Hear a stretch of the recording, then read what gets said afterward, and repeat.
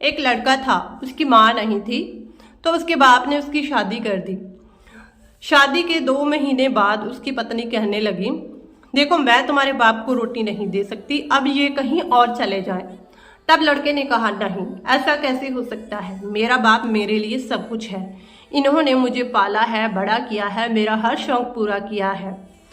तो धीरे धीरे 2 साल बीत गए शादी को। वो फिर से बोली, ये कहीं और चले जाएं, मैं इनको रोटी नहीं दे सकती। लड़का बोला, नहीं ऐसा नहीं हो सकता।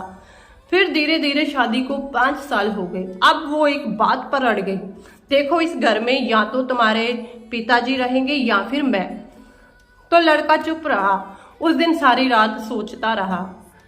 फिर उसने बहुत सोचा, बहुत सोचने के बाद रात को अपने बाप के पास गया और बोला, मुझे बहुत जरूरी काम है, आप मेरे साथ चलिए। उन्होंने कहा, ठीक है बेटा। तो वो रात को चले गए। धीरे धीरे वो बहुत दूर चले गए। जब वह एक जंगल में पहुंचे तो उसका बेटा बोला, दोनों हाथ जोड़कर, आप मुझे माफ कर दीजिए, आपकी उम्र तो सिर्फ 4-5 साल बची है, मेरी तो सारी जिंदगी बची है जो मुझे अपनी पत्नी के साथ काटनी है, मुझे वो बहुत जरूरी है। तब उसका बाप रोने लगा और वो बोला, ठीक है बेटा, क्या तुम मुझे 2 किलोमीटर आगे और छोड़ दोगे? तो बेटे ने पूछा, क्यों?